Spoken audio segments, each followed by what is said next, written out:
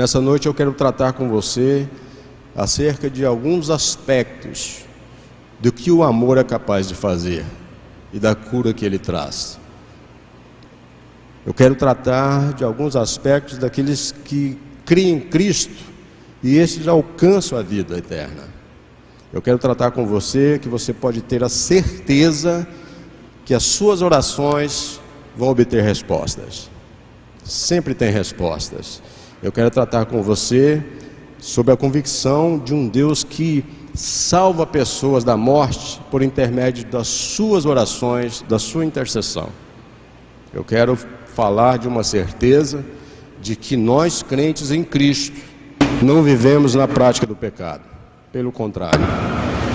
E quero ainda dizer que Jesus é o verdadeiro Deus. Só Ele. Amém? 1 João capítulo 5, versículo 13 ao 21 está escrito: escrevi estas coisas a vocês que creem no nome do Filho de Deus, para que saibam que têm a vida eterna. Esta é a confiança que temos ao nos aproximarmos de Deus. Se pedirmos alguma coisa de acordo com a vontade de Deus, Ele nos ouvirá. E se sabemos que Ele nos ouve, em tudo o que pedimos, sabemos que temos o que dele pedimos. Se alguém vir seu irmão cometer pecado que não leva à morte, ore, e Deus dará vida ao que pecou. Refiro-me àqueles cujo pecado não leva à morte. Há pecados que levam à morte. Não estou dizendo que se deva orar por este. Toda injustiça é pecado, mas há pecado que não leva à morte. Sabemos que todo aquele que é nascido de Deus não está no pecado. Aquele que nasceu de Deus o protege, e o maligno não o atinge. Sabemos que somos de Deus e que o mundo todo está sob o poder do maligno. Sabemos também que o Filho de Deus veio e nos deu entendimento, para que conheçamos aquele que é o verdadeiro. E nós estamos naquele que é o verdadeiro, em seu Filho Jesus Cristo. Este é o verdadeiro Deus e a vida eterna. Filhinhos, guardem-se dos ídolos. Amém? Eu quero orar uma vez mais. Deus, nesta noite em que nós podemos externar toda a nossa gratidão, tudo aquilo que nós podemos declarar nesta noite é que nós somos totalmente dependentes do Teu Santo Espírito. Que haja neste lugar, Pai, entendimento, discernimento da Tua Palavra, e que nós possamos, Pai, a cada dia mais saber que Tu tens ouvido os nossos clamores, Tu tens respondido às nossas orações, Tu tens nos sustentado, nos ajudado, nos mantido de pé. Eu creio, Pai, que nós sairemos daqui extremamente renovados pelo Teu Espírito Santo. Nos dê iluminação, toque os nossos lábios, abra os nossos corações, Pai. Faça com que nós entendamos que só o Teu amor traz a cura que necessitamos. Assim eu oro, assim eu Te agradeço, em nome de Jesus. Amém. Depois de apresentar as 3 testemunhas na terra, Espírito, água e sangue, João apresenta também as 3 testemunhas no céu, né? O Espírito, Palavra e o Pai. Pai, Palavra e o Espírito. O céu e a terra testificam a divindade e a humanidade de Jesus. A redenção jamais poderia ser efetuada se Jesus não fosse Deus e homem ao mesmo tempo. E sabe, é interessante que, embora nós não encontremos a palavra Trindade na Bíblia, não está lá, seu conceito está tão claro no Antigo Testamento e no Novo Testamento. Deus é uno e trino ao mesmo tempo. Não são 3, um só Deus. A palavra nos diz que consideramos Deus mentiroso se recusarmos o testemunho que ele dá acerca do próprio Filho. Então, é válido lembrar que não dar crédito a essa suprema verdade é o mesmo que cair nas teias do mais terrível engano. Uma vez que o propósito do testemunho de Deus no céu e na terra a respeito do seu Filho Jesus é que nós creiamos nele, e é só por meio deles que nós vamos ter e alcançar a vida eterna. Então a verdadeira vida está somente no verdadeiro Deus, a saber, Jesus. Não há outro, não há outro. Verdadeira vida somente no verdadeiro Deus. O nosso tema dessa noite. Muito bem. O versículo 11 ao 13. É esse o testemunho: Deus nos deu a vida eterna, e essa vida está no seu Filho. Que tem o Filho tem a vida. Quem não tem o Filho de Deus não tem a vida. Escrevi, versículo 13, escrevi estas coisas a vocês que creem no nome do Filho de Deus, para que saibam que tem a vida eterna. Nós encontramos aqui 4 verdades extremamente sublimes acerca de vida eterna. A primeira é que ela, a vida eterna, é um presente de Deus. A segunda é que esta vida eterna ela não é comprada. E a terceira é que nós não a merecemos. Ela não é merecida por nós. E a quarta é que é um oferecimento, é um presente, é um oferecimento da graça de Deus para com você. E é preciso que nós entendamos isso, que nós vivamos isso e que nós pratiquemos isso. Nós precisamos ressaltar uma vez mais que João não diz que a vida eterna será dada, futuro. Não é isso que ele está dizendo, mas que Deus já deu a nós. Agora, a temos aqui em princípio, mas ao entrarmos na presença de Deus na glória, nós a teremos na sua plenitude. E é para isso que você está sendo preparado aqui. É para isso que você tem enfrentado as batalhas aqui. Eu não me lembro quem disse ou escreveu, mas concordo que a vida eterna é qualidade com quantidade. A vida imortal é quantidade sem qualidade. Tem muito crente querendo viver, ser imortal e sem qualidade nenhuma. Isso de um certo modo esclarece que todos viverão para sempre, mas nem todos terão a vida eterna. E como é que é isso? Nessa linha de pensamento, alguns estudiosos dizem que o termo grego para eterno é aionios, ou aionios, eu não sei a pronúncia do grego, mas vamos falar como se escreve, né? Aionios, e significa muito além da expressão para sempre, é muito mais que isso. Uma vida sem fim, se você for analisar e se aprofundar para analisar, uma vida sem fim poderia ser uma maldição, não uma bênção. Viver, ser imortal, poderia ser até uma maldição, não uma bênção, uma carga pesada em vez de um dom maravilhoso. Você consegue entender isso quando você lê isso aqui que João escreveu? Escute, há só uma pessoa a quem pode aplicar-se corretamente a palavra aionios, e esta pessoa é Deus. No real sentido do termo, só Deus possui e reside na eternidade. A vida eterna não é, portanto, outra coisa senão a vida em Deus.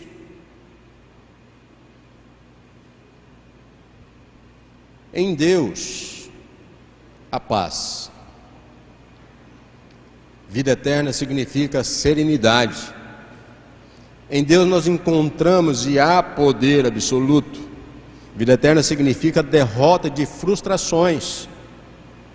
Em Deus nós encontramos e há só nele santidade. Vida eterna significa vitória sobre o pecado. Em Deus há amor, Ele é amor.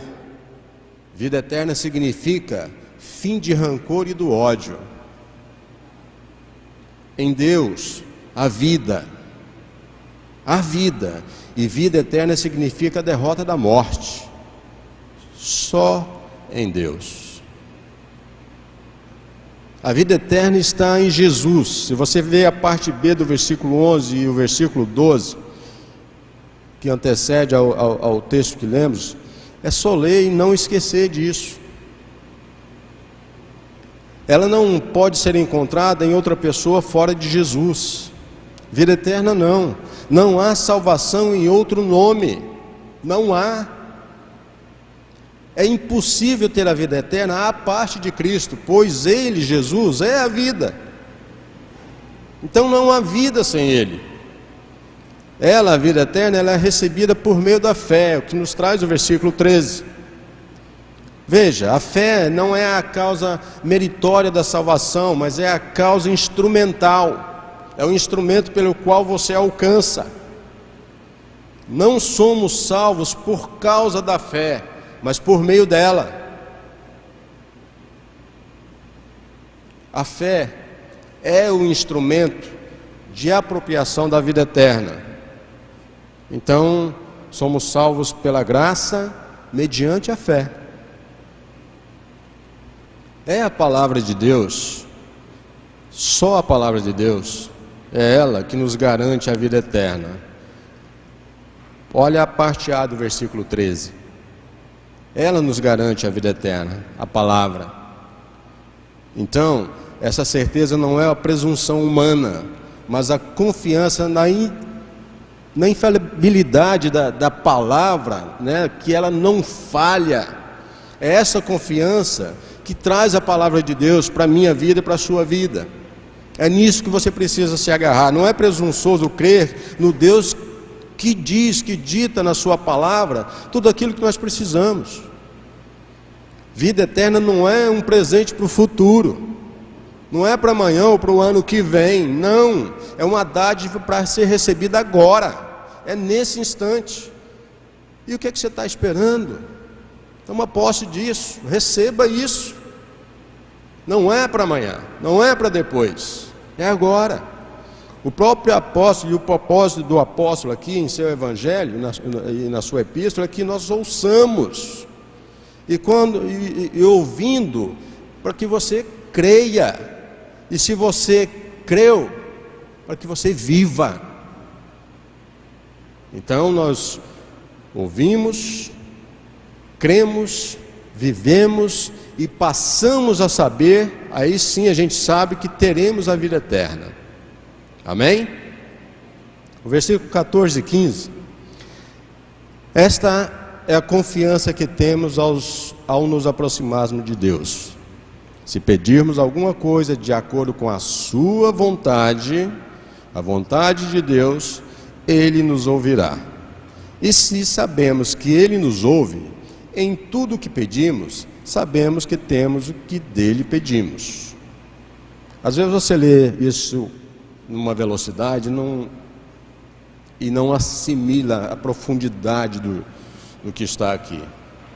Isso traz acerca das respostas das nossas orações e traz também a convicção de que Deus responde a todas elas. Se você não entendeu, é porque você está querendo ouvir uma resposta da sua vontade, não a dele. Aí fica um pouquinho complicado, você não vai entender mesmo.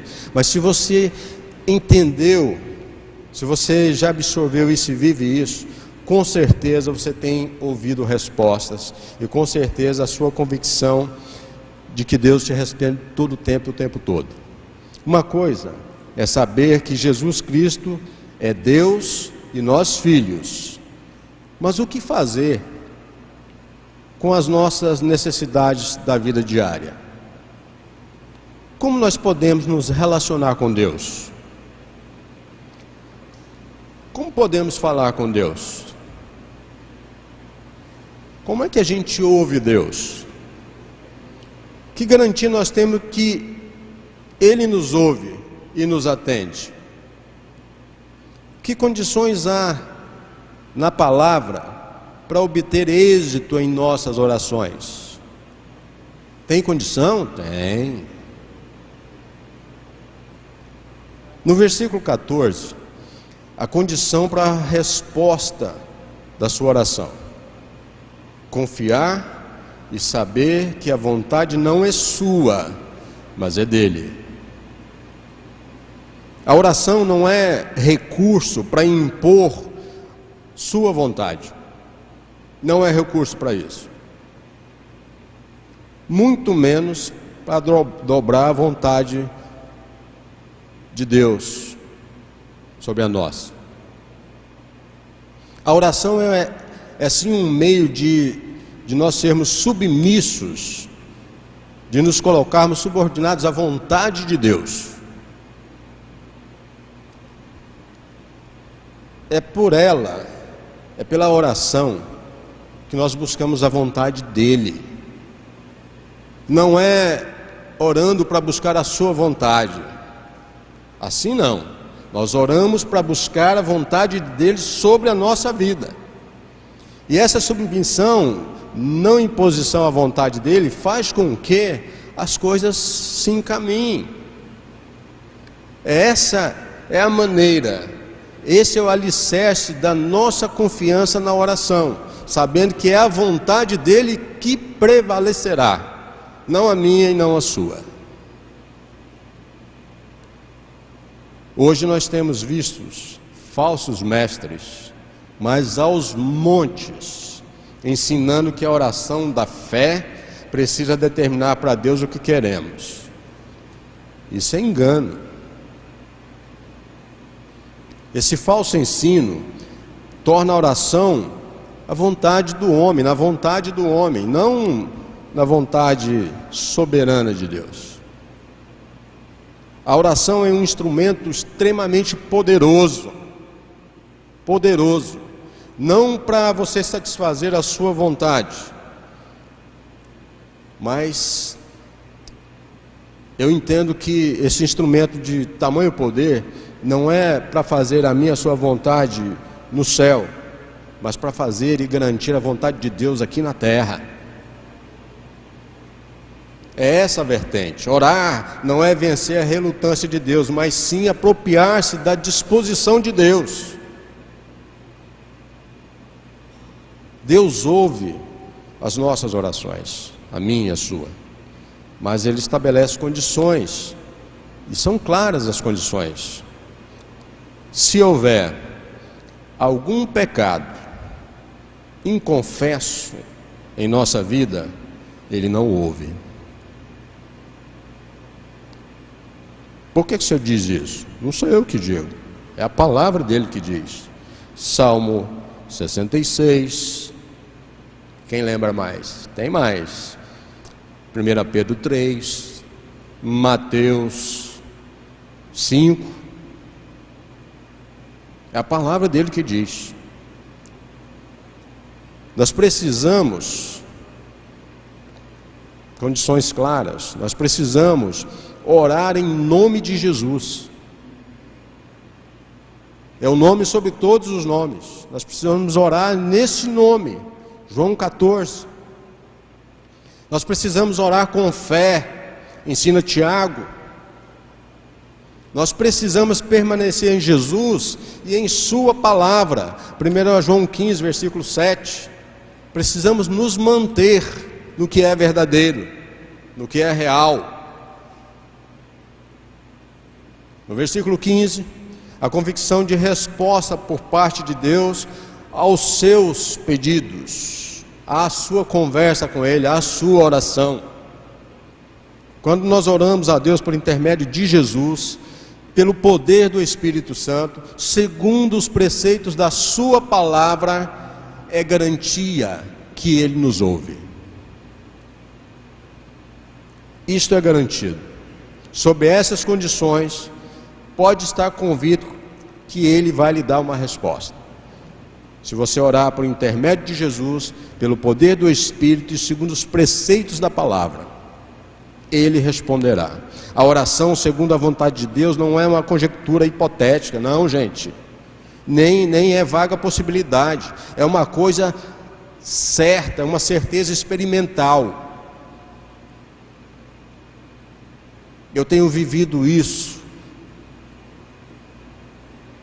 nos últimos tempos de uma forma tão sobrenatural, tão forte, que as minhas carnes tremem ao sentir a presença dele agindo na minha vida, na minha casa, na minha família, nesta casa. Os versículos 16 e 17. Se alguém vir seu irmão cometer pecado que não leva à morte, ore, e Deus dará vida ao que pecou. Eu refiro-me àqueles cujo pecado não leva à morte. Há pecado que leva à morte. Não estou dizendo que se deva orar por este. Toda injustiça é pecado, mas há pecado que não leva à morte. É lógico que João não está dizendo para você sair aí, né, isso aqui é levezinho e tal, não tem problema nenhum.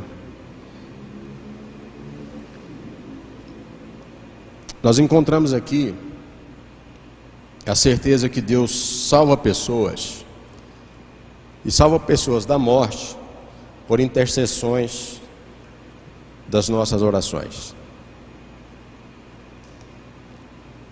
Eu vivi nas últimas 48 horas um milagre extraordinário na nossa casa, na nossa família. E é impressionante como a gente vê e percebe as coisas acontecendo como resposta de orações de pessoas justas e sinceras. A parte A do versículo 16, nossa atitude em relação àqueles que caem, ela nos ensina que essa atitude, ela precisa ser diferente do que apontar ou atirar ou condenar. Então, nossa atitude em relação àqueles que caem, que cometem erros, não é atirar pedras ou condenar. Aqui nós aprendemos, nós devemos orar por eles. Não se pode orar por uma pessoa e ao mesmo tempo nutrir mágoa por ela. Você não pode orar por alguém que você tem dificuldade de gostar dela, de se dar bem com ela, de sentir ódio dela.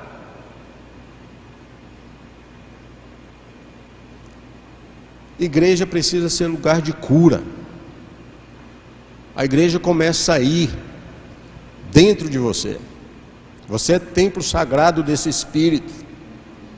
Igreja é lugar de cura, não de adoecimento. Igreja é lugar de restauração, não de condenação. Lugar de intercessão, não de juízo àqueles que tropeçam.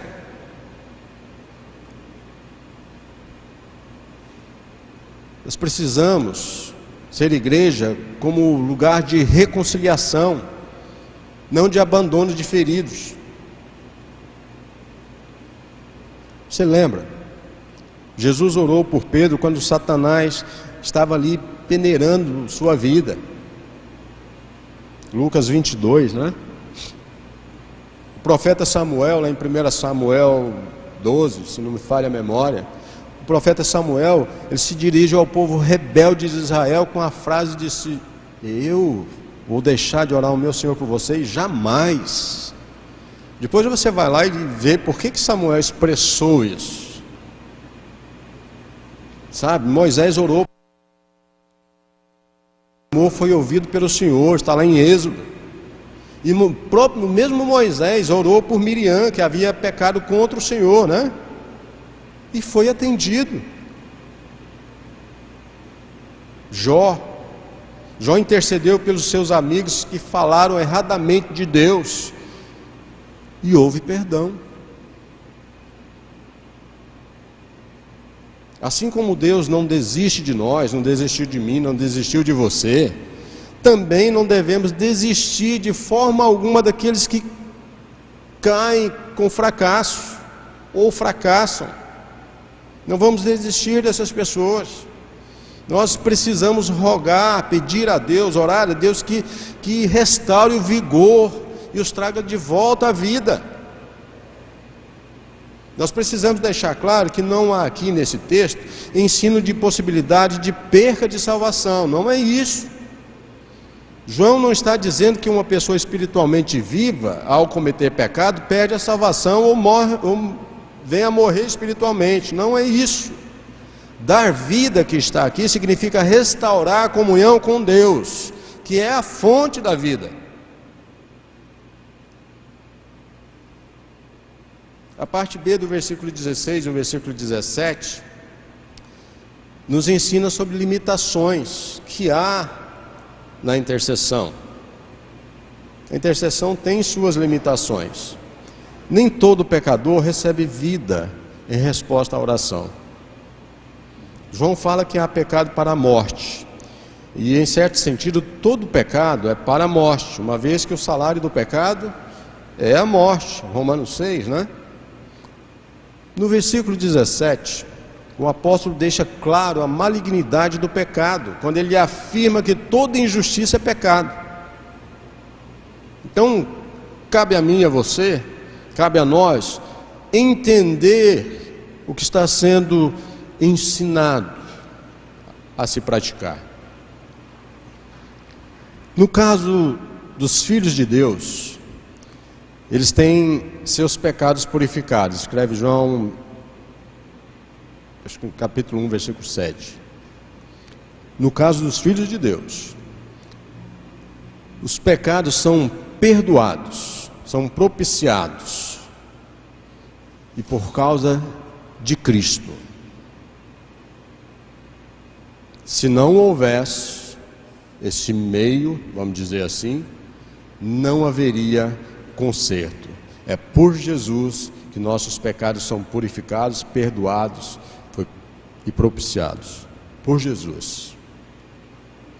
Foi por causa de Cristo que os meus e os seus pecados não acarretam a morte eterna. Nenhum dos pecados dos eleitos de Deus é para a morte, ou acarreta a morte eterna. Dos eleitos de Deus. João, porém, a gente vê, João agora ele fala de um pecado para a morte, para o qual não há perdão nesse mundo nem no vindouro. Esse aqui não tem jeito. Esse aqui já era. Aqueles que já estavam mortos espiritualmente, morrerão eternamente. Para os que cometem pecado, esse pecado, de morrer espiritualmente de forma para a eternidade, a intercessão não logra êxito, não tem ferramenta. João chega mesmo a recomendar aqui que a igreja não ore por essas pessoas. E talvez possa estar dando um nó na sua cabeça, mas eu quero que você entenda que um assunto é aqui e o outro é aqui. Há uma diferença muito grande do que nós estamos falando, do que leva à morte e do que não leva à morte. E a Bíblia é fantástica, né? Porque ela se explica. Como é delicioso você ver as próprias respostas de Deus para a confusão que a sua mente faz. Até porque quando você pensa em perca ou morte, ou acabar, ou fim, o egoísmo impera um pouquinho, né? Mas olha, na opinião de João, para esses que a intercessão não logra êxito, esses são pessoas apóstatas. Eram pessoas apóstatas, impostoras, falsas. Não eram verdadeiros irmãos que receberam vida eterna e depois perderam. Não fazia parte, né, desse povo. eram anticristos, filhos do diabo. É para esse tipo de cristão que não há meios. Esses que rejeitam o filho não têm o pai. Esses que rejeitaram o filho, então, não tinham direito à vida. Seus pecados eram para a morte. E é desses que João fala, que há pecados para a morte. São os que rejeitam, são os que abandonam, são os que não continuam, que não se firmam. É para esses que João fala de uma morte eterna. Na opinião de João, esses apóstatas, esses impostores, esses diabinhos aí, já era. Precisamos deixar claro que João não está falando de um salvo cair da graça e perder sua salvação. O que é nascido de Deus não vive na prática do pecado. Antes, ele é guardado por Cristo, e o maligno não toca naquele que é nascido de Deus. Esse pecado para a morte é um abandono aqui deliberado e consciente da verdade. É você abandonar a verdade de forma consciente. Esse pecado é um insulto a Cristo, é uma blasfêmia contra o Espírito que dá testemunho de Cristo. É desses que João fala que não há meio, que não há remédio, que não adianta orar por eles. Portanto, não é um pecado cometido por um crente em Jesus. Não. Dos versículos 18 e 19, nós sabemos que todo aquele que é nascido de Deus não está no pecado. Aquele que nasceu de Deus o protege, e o maligno não o atinge. Sabemos que somos de Deus e que o mundo todo está sob o poder do maligno. Que assunto magno, né? Que assunto esse? Nós temos a certeza de que crentes não vivem na prática do pecado. Temos certeza disso? Crente não vive na prática do pecado. Crente em Cristo, não. Crente no verdadeiro Deus não vive praticando coisas erradas. É uma coisinha leve, não tem nada de leve, não tem meio termo, não pratica. Crente em Jesus, não. O crente, ele é libertado do poder do pecado. Olha a parte A do versículo 18. Ele é liberto do poder do pecado. O crente emancipou-se do poder do pecado. O novo nascimento só pode ter um resultado, um novo comportamento. Então, se você é um nascido em Cristo, é uma nova criatura, se você nasceu de novo, você com certeza, a sua forma comportamental mudou. E você não vive caindo, deslizando, esquecendo. Você não pratica mais. Acabou. Aí nós passamos a ser e ter nova natureza, nós temos uma nova mente, nós temos um novo coração e somos uma nova vida em Cristo, uma nova família, nós somos uma nova pátria, somos eleitos, estamos sob um novo governo, esse é eterno, e a ele não se desobedece. A parte B do versículo 18 diz que aquele que nasceu de Deus é diferente daquele que é nascido de Deus. Observe isso, entenda isso. O que nasceu de Deus é diferente daquele que é nascido de Deus. Como é que é isso? O que nasceu de Deus é Jesus, não é você. O que nasceu de Deus é Cristo, não é o crente. Aquele que nasceu de Deus guarda todo aquele que é nascido de Deus. Cristo me guarda, Cristo te guarda. O que nasceu de Deus guarda o que é nascido de Deus, o que nasceu de novo.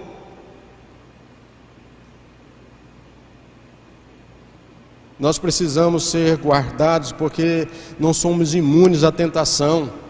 Cedemos no primeiro acochozinho que houver. O inimigo ele está sempre procurando atingir os filhos de Deus. Você está pensando que o diabo está preocupado com quem está errado? Ele está preocupado com você, que largou de ver os resultados das eleições para estar aqui adorando a Deus hoje, que abriu mão de alguma coisa para estar aqui hoje. É com esse que o diabo está atento. Pode ficar atento do jeito que for, mas que nós vamos, nós vamos. O maligno não detém o crente. O mundo inteiro está irremediavelmente nas amarras, nas garras do maligno. O mundo está. É preciso que nós entendamos isso. O diabo, esse que é o inimigo que está tentando atingir os filhos de Deus, o miserável mente, sabe? Mas como mente, como engana, como ele inflige sofrimento, como ele infla o orgulho do homem, como ele joga isso para cima do homem. Porém Jesus se manifestou para destruir essas obras do diabo. E Ele guarda, Ele nos mantém seguros. Jesus nos mantém seguros, Ele nos guarda e nos mantém seguros porque somos seus filhos. É preciso que entendamos o que significa a expressão o maligno não toca. A palavra tocar só aparece mais de uma vez no Novo Testamento e foi traduzida por deter. João 20, traduzida por deter. Então o maligno não pode mais deter o controle ou controlar, não pode deter ou controlar o crente salvo em Jesus. Não pode, porque é guardado por Ele, por Cristo. Então Ele não pode mais deter esse crente. Ele é o nosso escudo, Jesus é a nossa salvação, o nosso protetor, é o nosso Salvador. O maligno não toca. O versículo 19, o maligno não detém o crente, mas o mundo inteiro, eu volto a repetir para você, esse sim está perdido nas garras do maligno. Lá fora só vimos coisas que não dá. No Filho de Deus o maligno nem chega a tocar. O mundo, porém, jaz nos braços do maligno. E eu achei interessante, eu estava lendo alguns textos do Augusto Nicodemos, e ele diz assim, ele falava sobre essa palavrinha jaz, né? Ele diz assim, parece que o pessoal pronuncia jaz em seus braços assim com tanta serenidade, né? Parece que é uma coisa assim tão tranquila, né? A humanidade está deitada placidamente nos braços de Satanás, né? Quando diz o mundo jaz no maligno, parece que a humanidade está adormecida, está entorpecida, enquanto o diabo conduz para a destruição. Ou seja, o mundo está no maligno, está em suas mãos, né? Em seu domínio, mas os crentes estão guardados por Cristo. Você está inserido lá, mas você não é de lá.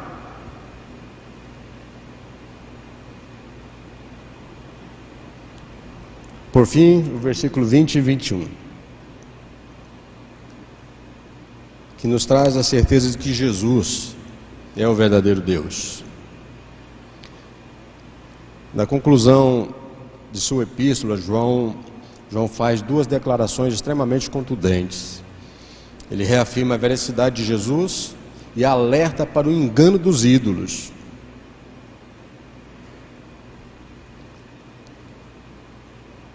O versículo 20, sabemos também que o Filho de Deus veio e nos deu entendimento, para que conheçamos aquele que é o verdadeiro, e nós estamos naquele que é o verdadeiro, em seu Filho Jesus Cristo. Este é o verdadeiro Deus e a vida eterna.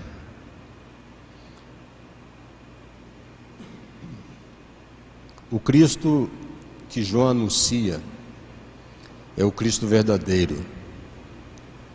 O Cristo que o gnosticismo prega é um Cristo falso. João contrapõe o Jesus divino humano com o falso Cristo do gnosticismo.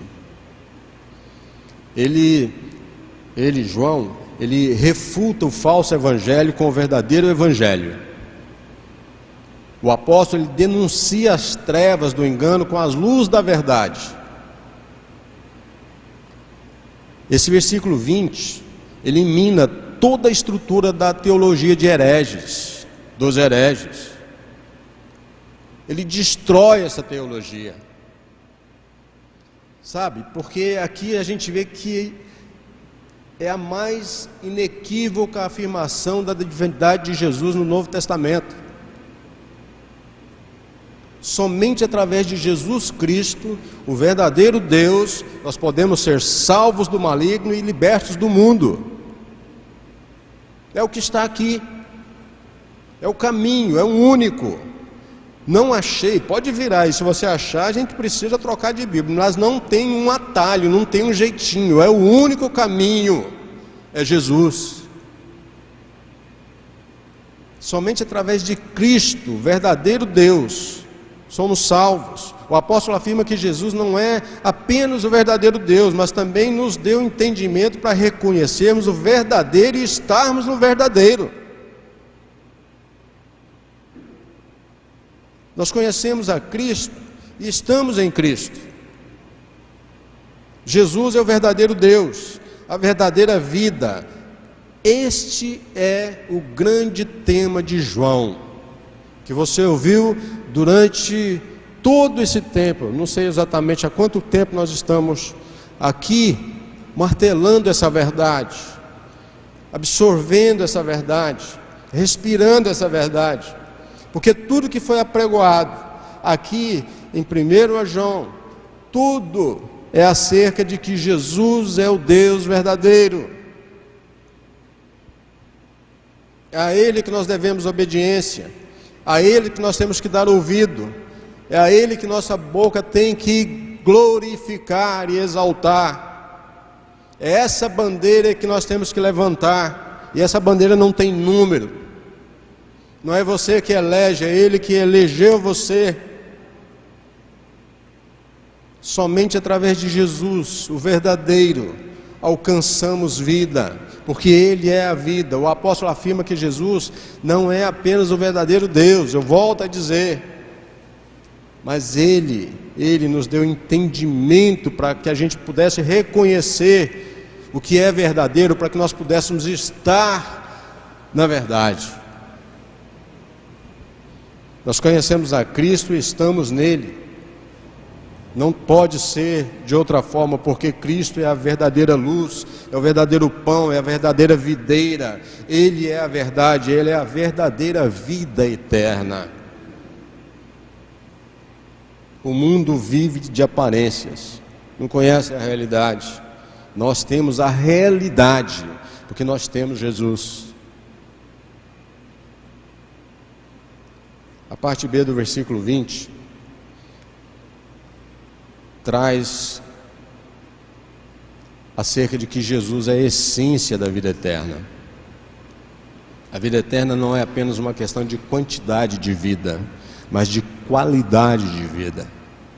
É essa a verdade que o apóstolo nos entrega aqui. A vida eterna é conhecer a Deus e conhecer a Cristo. A vida eterna é Jesus. Jesus Ele é o conteúdo, Ele é a essência, é o núcleo da vida eterna. Amém? O versículo 21, filhinhos. Sabe que eu tento visualizar João dizendo isso? Filhinho. Parece assim, né? Tipo, presta atenção aqui, né? Filhinhos.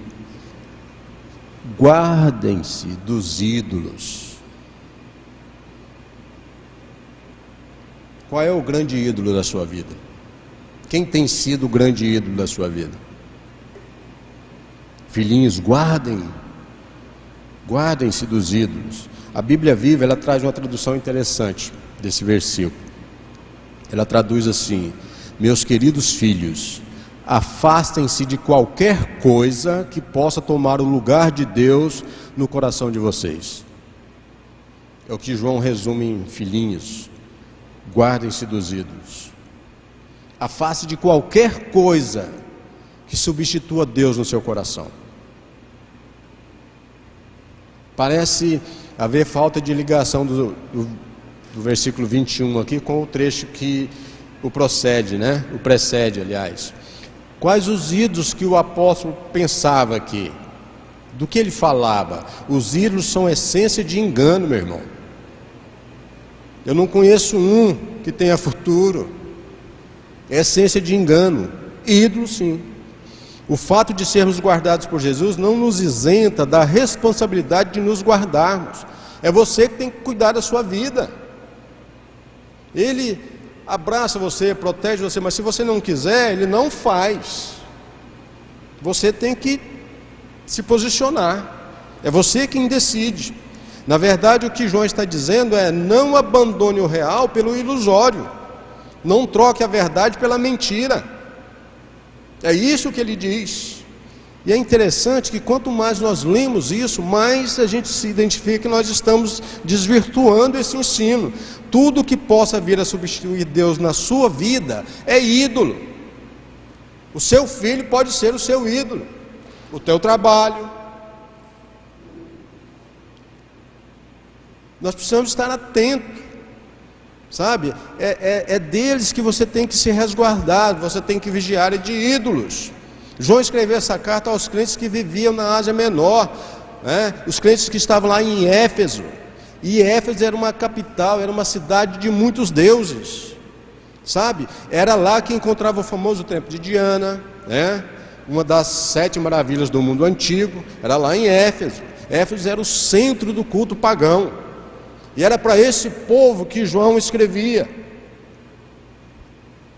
Ali se vendia amuletos, que supostamente dava poderes mágicos ao destino das pessoas. Ali havia de tudo. E isso era um negócio lucrativo para quem operava ali. Todo mundo lucrava com a feitiçaria, com a magia. Isso era Éfeso. Todas as formas de seitas, de ocultismo estavam ali, em Éfeso. Astrologia florescia, que era uma beleza, sabe? Encantamentos, exorcismo, religião mística, estava em cada esquina daquela cidade. E além de tudo isso, ainda havia o culto a César. Ave César. Ainda tinha isso ainda. E era exigido por Domiciano, que até a sua morte defendeu isso e obrigava que aquele pessoal se reverenciasse a César. Já não bastava em cada canto ter um problema de ocultismo, de feitiçaria, de isso, daquilo outro, ainda tinha o Benedito do César aqui, que ali o povo tinha que mostrar lealdade, tinha que queimar incenso perante o busto de César. Não era coisa fácil ser cristão em Éfeso. Então, não é de se admirar que João tenha terminado sua carta com essa solene advertência: filhinhos, guardem-se dos ídolos, vigiem. Quais os ídolos que o apóstolo pensava, gente? Os deuses diminutos da falsa religião, os deuses da sensualidade, os deuses da magia negra, os deuses da segurança política. Era esses ídolos que João pensava, os deuses da segurança econômica, os deuses para arrumar um amor para a minha vida. São ídolos tentadores. Quando se fala então de segurança econômica, é muito atual isso aqui, Isso aqui não foi 96 depois de Cristo, não. Isso foi ontem. Isto é hoje. porque somos tentados da mesma forma com essa chuva de ídolos, e para a gente se tornar idólatra é um pulinho só. Idolatramos o marido, a esposa, o filho. Quem é que está primeiro em sua vida?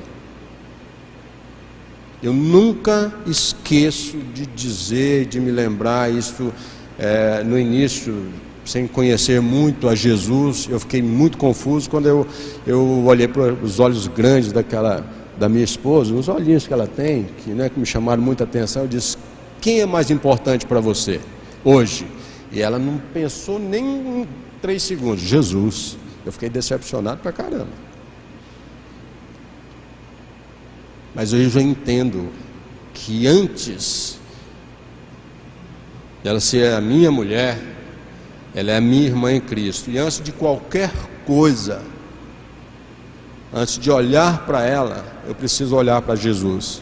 Senão eu não vou saber amá-la, eu não vou saber respeitá-la, eu não vou saber conduzir a nossa união.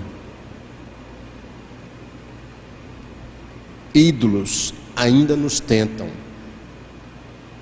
o tempo todo. Dinheiro, segurança, prazer, pessoas, carreiras, posses. Está aí em qualquer esquina.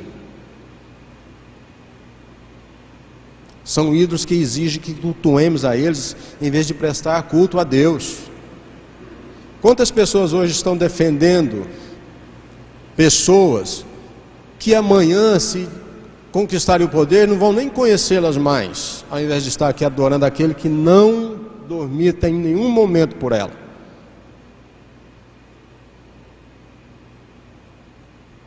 Quantas vezes nós levantamos desculpa para não estar aqui adorando a Deus, para ver uma final de campeonato?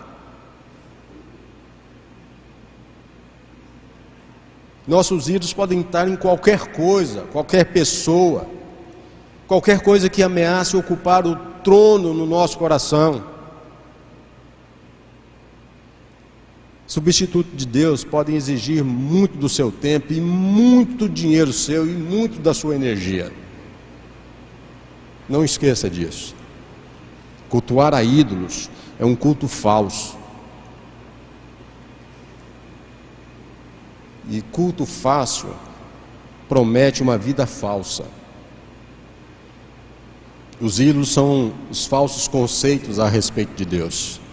Então o que você precisa entender hoje, para a gente finalizar, o que você precisa entender hoje é que a exortação de João, que João está fazendo a você, crente em Jesus, que está no verdadeiro Deus, e que tem a certeza da vida eterna, é para que você se guarde de ídolos. Amém? Então vamos orar?